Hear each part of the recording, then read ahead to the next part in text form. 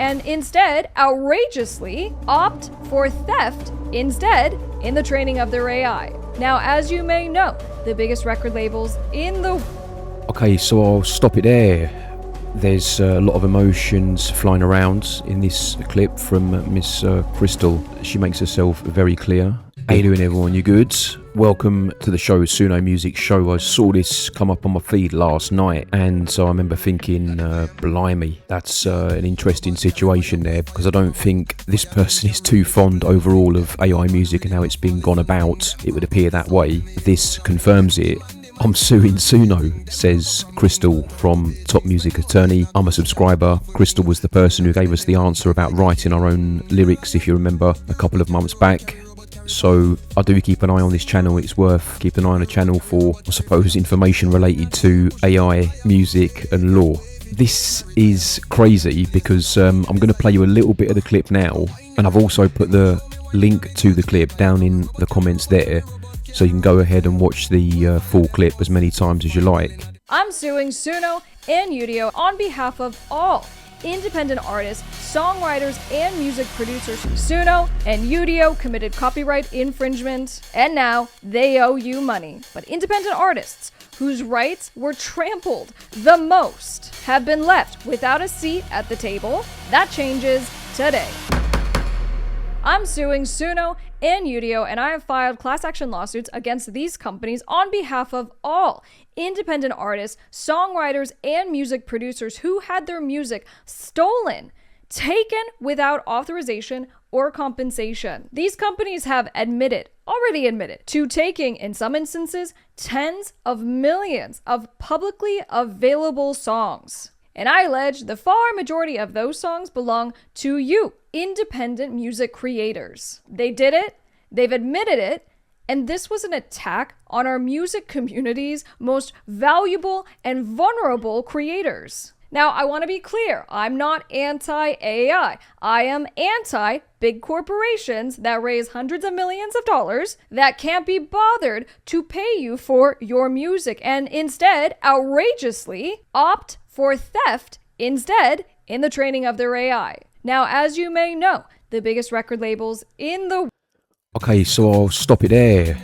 There's a lot of emotions flying around in this clip from Miss Krystle. She makes herself very clear in the clip as well, and I thought I'd do a quick video about it, seeing as we're all AI musicians, to gather some thoughts and some discussions, really. Let me know what you thought of that. It's an interesting take, isn't it? And she's obviously not very happy with AI music and is going after some monies for people that she feels are owed. She's somehow going to try and get some compensation for the artists. So I suppose the question of how the training affects the robots then comes up, doesn't it? I had a quick chat with my AI robot and I was asking it some stuff before about how some of these robots are trained and all that sort of stuff. Yeah, AI systems, especially those used for music, language or image generation, do train on large amounts of pre-existing data. So I was under the impression that all AI trains on stuff, right? It has to, doesn't it? I was wondering if the same argument would apply for text and image, and could this court case set a precedence where ChatGPT and other AI models will have to compensate anyone who's ever contributed to... I don't know how they're going to do it. One thing I will say is I do think there's a lot of musicians out there, or wannabe musicians, that are frightened of AI, and I find that ridiculous. You know, the last thing you should be frightened of if you're a wannabe musician is AI, because you could simply have loads of bangers like what you hear on our show. So I wonder why more musicians or people who love music don't use it more, because I can categorically tell you, as someone who's listened to a hell of a lot of music as a dancer, it's very good to dance to. It's very good. And if you can find the right artists, then the right AI artists, then you are guaranteed a shimmy without a shadow of a doubt. I'm telling you, people. The artists that I work with, they write their own lyrics. That's why we were asking Krystle, Miss Krystle last time how writing our own lyrics would affect the copyright, and I think the answer we got back was, in that particular case, the copyright's okay in terms of the lyrics. There's a lot of average artists out there who I would be horrified if the music I was putting out was sounding like theirs, but that's only because the robots are so good and they're so much better than average. I remember thinking quite a long time ago it would take a very decent human being in order to compete with this vocally on a song that I made on 2 or 3 versions ago. The SUNO version 4.5 is spectacular, really is, and I'm just astounded why more musicians don't use it to create songs, because they would have loads and loads of bangers that they could actually do as a human, a lot more than what they could create themselves, without any doubt in the world for me. But that's not the point here. The point is all of this music that's been stolen and how Miss Krystle is going to represent people to get some of the monies back. There is a website, and that can be found at topmusicattorney.com, indie lawsuit /indie lawsuit. It's quite a compelling website that looks very prepared to file claims, to be quite honest with you. I'm just interested in how the payments are going to go out. You can join as a plaintiff or join the email list. There's options. Lee, you must let me know in comments what you think about this. More lawsuits for SUNO. Everyone knows they're getting sued at the moment, but I just thought that AI had to be trained somehow.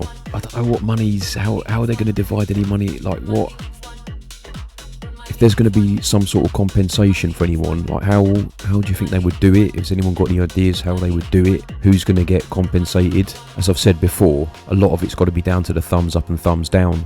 The average music often gets thumbed down, and the music with the mistakes in gets thumbed down as well. As I did say before, how they're sort of being trained, who knows, man? It's very complex how they're getting trained. It's generating these new combinations and using those rules, as it said in my thing before, often in ways that feel creative. Some newer systems also learn through real-time interaction or reinforcement, not just static data. And I thought that all along, because take version 4 for example, he was rubbish when I first started with him, and I knew he'd come round, but when I first said to him about coming in and do some MCing, he weren't there,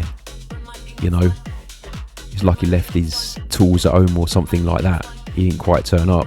I kept saying to him over the course of a couple of weeks, like, we're trying to do this and we need this, and eventually he started turning up, and now he's fully turning up. So where that's come from, I'm sure it's a combination of many things, and not just training on average music or music that's out there already, or any old Tom, Dick and Harry's music, shall we say, because the music is miles better than any Tom, Dick or Harry's music, and I think that's what's causing a lot of problems. And I think what's also causing a lot of problems is artists who can see their potential careers slipping away, but I think it's quite the opposite.